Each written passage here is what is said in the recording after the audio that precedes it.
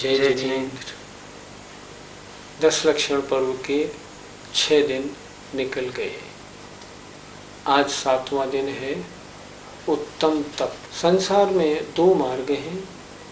एक मार्ग है खाओ पियो मस्त रहो, जो सुख सुविधाएं हमें प्राप्त हुई हैं उसका आनंद लो। लेकिन इसका फल क्या होगा? इसका फल दुर्गति। हमने जीवन पर क्या किया? पंच इंद्रियों के विषयों को भोगा, पाप का अर्जन किया, दुर्गति में जाएंगे। दूसरा एक मार्ग है साधना का मार्ग, अर्थात हम संयम धारण करें, तपस्चरण करें, तपस्चरण करके अपनी आत्मा को तपाएं। उस तपाने से क्या होगा? जो आत्मा के साथ कर्म लगे हैं उनकी निर्जरा हो जाएगी, वो आत्मा से अलग हो जाएंगे। देखो, घड़ा बनता है ना मिट्टी का, वो काम में आने लायक कब होता है? जब वो आग में तप जाता है। बिना आग के तपे घड़ा किसी काम में नहीं आ सकता। सोना है, सोना निकलता है तब होता है सोना और पत्थर मिक्स होता है।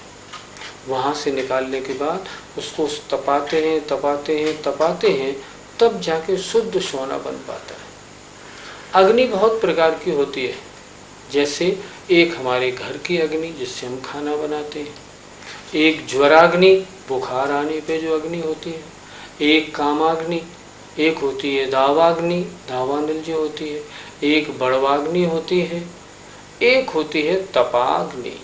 तपाग्नि माने तपरूपी अग्नि। ये तपरूपी अग्नि क्या करती है? अशुद्ध आत्मा को शुद्ध बनाने का कार्य करती है। अगर जीवन में ये आ जाए तो निश्चित रूप से अपनी आत्मा बिल्कुल शुद्ध होने की ओर अग्रसर हो जाती है और कभी ना कभी ये शुद्ध होगी होगी, इसका एक तरह से शुरुआत यहाँ हो जाती है। तप की बड़ी महिमा है। आइए आज हम इसको शुरू करते हैं और उत्तम तप के बारे में आपको कुछ बताएंगे। आप हमें ये बताएं, उत्तम तप की परिभाषा क्या है? आचार्यों ने बहुत परिभाषाएं दी हैं, कुछ बताता हूँ। कर्म क्षयार्थम तप्यते इति तपः। कर्मों का क्षय करने के लिए जो तपाई की जाती है उसे हम कहते हैं तप। कर्म क्षय करने के लिए जो तपा जाता है उसे हम कहते हैं तप। या हम ये भी परिभाषा कर सकते हैं, इच्छा निरोधस तपः। अपनी इच्छाओं को कंट्रोल करना, इसका नाम तप है। तप किससे बना? तप का मतलब है तपाना। जिन कार्यों के करने से आत्मा तपती है और तप कर शुद्ध होती है उसे हम कहते हैं तप। हम आपसे जानना चाहेंगे कि हम जैन कुल में पैदा तो हुए हैं, पर हमने अभी तक तप क्यों नहीं धारण किया? इसी भाव में नहीं, अरे पिछले भाव में भी धारण नहीं किया। अगर पिछले भावों में भी हमने धारण कर लिया होता तो कर्मों को नाश करके हम मोक्ष प्राप्त कर लिया होता। इसका मुख्य कारण क्या है? मुख्य कारण है हमारी अज्ञानता। हमने शास्त्रों का अध्ययन करके तप के महत्व को ही नहीं समझा। इस तप की महिमा क्या है? शास्त्रों में अगर कहीं पढ़ा भी तो दूसरा कारण बन गया, उस पर हमारा विश्वास नहीं बना। हमने पढ़ा कर्म होते क्या है, आत्मा के साथ जुड़े हैं कि नहीं जुड़े हैं, पुनर्जन्म होता है कि नहीं होता, कर्मों को नाश करने के लिए कष्ट क्या भुगते, ऐसे हमारा विश्वास ही नहीं जमा। इसलिए हमने पिछले भवों में और इस भव में तप धारण करने की ओर अपने कदम नहीं बढ़ाए। और तीसरी बात जो सबसे बड़ी है वो ये है कि इन तपों के धारण करने में हमने कष्ट का अनुभव किया। हमने क्या सोचा, देखो ये मुनि महाराज केस लॉन्च करते हैं, बेचारे कितना कष्ट भुगत रहे हैं, हम क्यों भुगते हैं। देखो ये सर्दी गर्मी का कितना कष्ट भुगत रहे हैं, हम क्यों भुगते हैं। हम यही सोचते रहते हैं, जबकि ये कार्य वास्तव में आत्मकल्याण के कार्य हैं। शरीर की सुख सुविधा के जितने कार्य हैं वे सब आत्मा के लिए विरुद्ध रहते हैं। क्यों? क्योंकि वे पाप बंध के कारण है। और आत्मा की पवित्रता के लिए जो तपना होता है ना, वो शरीर की सुख सुविधा के लिए नहीं होता। मन के हारे हार है, मन के जीते जीत। हम तैयार हो जाएं, अपनी विल पावर स्ट्रॉन्ग बनाएं, तप तपने में क्या बात है, हम सब तरह से सक्षम है, केवल हमें एक कदम आगे बढ़ाना है। कदम आगे बढ़ाएंगे तपस्चरण होगा, और इस भव में तपस्चरण करेंगे तो 1 2 4 भव में मोक्ष क्यों नहीं मिलेगा, जरूर मिलेगा। आप हमें बताइए, हमें तप किस लिए धारण करना चाहिए? तप धारण करने का मुख्य प्रयोजन तो आत्मा को शुद्ध करने का है। अनादिकाल से आत्मा के साथ जो कर्म का मेल लगा है, हम आत्मा को तपाएं और तपने से वो मेल हट जाए और आत्मा शुद्ध हो जाए। बिना तपाए काम नहीं बनता। मान लो हम आटा, घी और शक्कर तीनों कढ़ाई में मिला के रख दें, अगर उसमें हम नीचे आग नहीं चलाएं और तपाएं, क्या हलवा बन जाएगा? नहीं बनेगा। उसी तरह कार्य सिद्धि तप से ही होती है, बिना तप के नहीं होती। इसलिए तप करना बहुत जरूरी है। गृहस्थ अवस्था में भी क्या तप किया जा सकता है, क्यों नहीं। जैसे आजकल महिलाएं उपवास वगैरह करती हैं, ये भी तो तप ही है। इससे भी आत्मा तपती है और निर्जरा होती है। लेकिन एक बात ध्यान रखना है, जैसे रावण ने बड़ा ध्यान लगाया था, लक्ष्य क्या था? विद्या प्राप्ति। नहीं, वो उसका लक्ष्य गलत हो गया। यद्यपि उसका ध्यान बहुत अच्छा था, लेकिन लक्ष्य गलत होने से उसके उस ध्यान को हम तप के अंतर्गत नहीं मानेंगे। कुछ लोग आजकल क्या करते हैं, बड़े बड़े उपवास करते हैं, और वो उपवास करते हैं ताकि समाज में उनका नाम हो, सम्मान हो, हमें चारों ओर प्रशंसा मिले। अगर इस भाव से करते हैं, नहीं तो भी उनका तप करना ये भी व्यर्थ है। ऐसे भी नहीं, हमारी दृष्टि एक ही होनी चाहिए।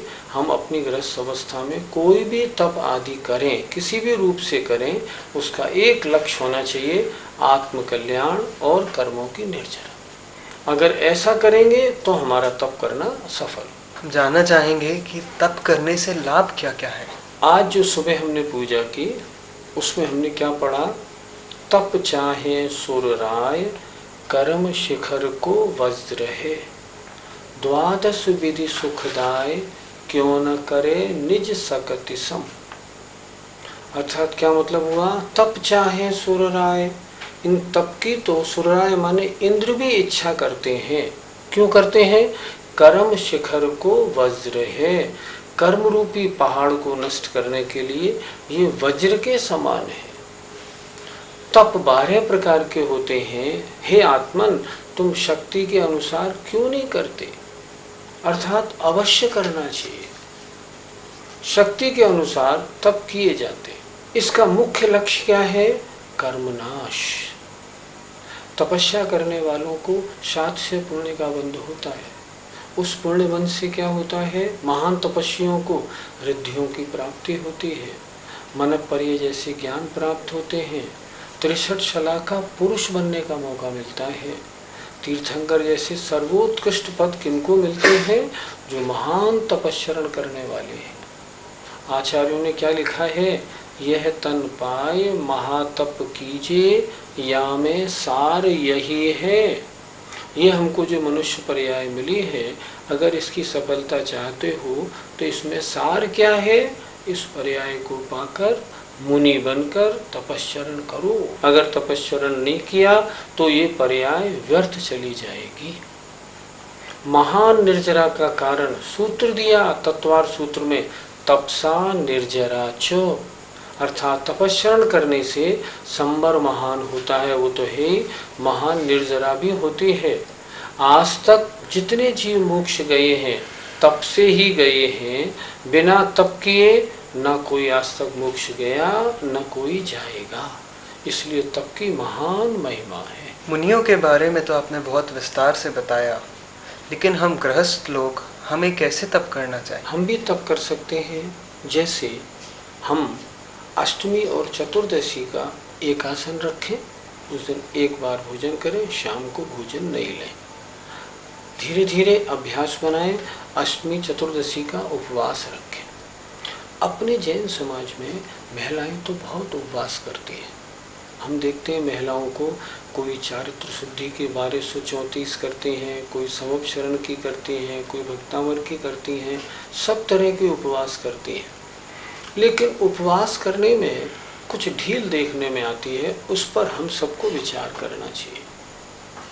अब मान लीजिए आज हमारा उपवास है, चाहे स्त्री हो या पुरुष हो, उस दिन उसको, अगर पुरुष है, दुकान नहीं जाना चाहिए, सर्विस पे नहीं जाना चाहिए, और किसी भी काम में, नेतागिरी है तो नेतागिरी में नहीं जाना चाहिए, सामाजिक कार्यों में शामिल नहीं होना चाहिए।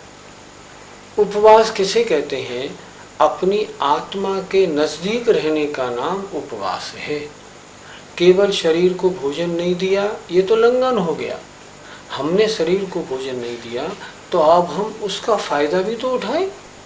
आज हमको खाना पीना कुछ नहीं खाना है, तो क्या करें? सारा दिन धर्म ध्यान में, जाप में, स्वाध्याय में, स्तोत्र पाठ में लगाएं, तब तो ठीक है। देखा जाता है महिलाएं जो होती है ना, वो अपने घर के सारे काम काज करती रहती हैं, चूल्हा चक्की सारे, तो सारे काम करते हुए अगर उपवास करें तो उपवास का फल नहीं मिलता। उपवास वाले दिन तो मंदिर में ही रहना चाहिए और उस पूरे दिन उसी तरह का कार्य करना चाहिए। पुरुषों को चाहिए वो उस दिन सर्विस पे नहीं जाएं, दुकान पे नहीं जाएं, कोई कचहरी की तारीख हो तो उसको अटेंड नहीं करें, केवल उस दिन आराम से पूजा करें, स्वाध्याय करें। बहुत अच्छा हो यदि उपवास एक ग्रुप में किया जाए, तो ग्रुप में करेंगे ना तो मिलके पूरी साधना करने में बहुत अच्छा हो जाएगा। उपवास के पीछे लोग प्रसिद्धि वगैरह की बिल्कुल भावना नहीं रखें कि ऐसा करेंगे तो समाज में नाम होगा, नहीं, बिल्कुल नहीं करें। बच्चों को भी तप का अभ्यास डालें। जैसे बच्चे छोटे हैं तो छोटी बच्चियां, जैसे हमारे यहाँ 8 साल 9 साल की बच्चियां भी मूक सप्तमी का व्रत करती हैं, उनको उस समय अभ्यास मिल जाते हैं, वो अभ्यास आगे जाके और विस्तरित हो जाता है। हम अपनी गृहस्थ अवस्था में रसों का त्याग कर सकते हैं। अष्टमी चतुर्दशी को हम हरि का त्याग कर सकते हैं। अष्टमी चतुर्दशी बाजार के भोजन का त्याग कर सकते हैं। हमारी उम्र बढ़े तो हम ये भी कर सकते हैं, मैं सारी दावतों का त्याग करता हूँ, मैं शुद्ध भोजन के अलावा अन्य भोजन का त्याग करता हूँ। इस तरह ये सब तप के अंतर्गत आते हैं। मतलब तप माने इच्छाओं का रोकना, इसका नाम तप है। हमने ऐसे ऐसे लोगों को देखा है जो कितनी गर्मी पड़ती हो लेकिन फिर भी पंखा नहीं चलाते, ये भी तप है। बहुत से लोग जमीन पर सोते हैं चटाई पे, इसका नाम भी तपस्या है। इसको भी हम काय क्लेश में लें। ऐसी तपस्या का अभ्यास हम लोगों को चाहिए, हम गृहस्थ अवस्था में करें, औरों को कराएं, बच्चों को थोड़ा थोड़ा थोड़ा अभ्यास डालें। ऐसे करेंगे ना तो अंकुर पड़ जाएगा, आगे वे लोग अच्छे अच्छे व्रत उपवास आदि करने लगेंगे। क्या तप के अभ्यास करने से समाधि मरण में कुछ मदद मिलती है? क्यों नहीं मिलेगी।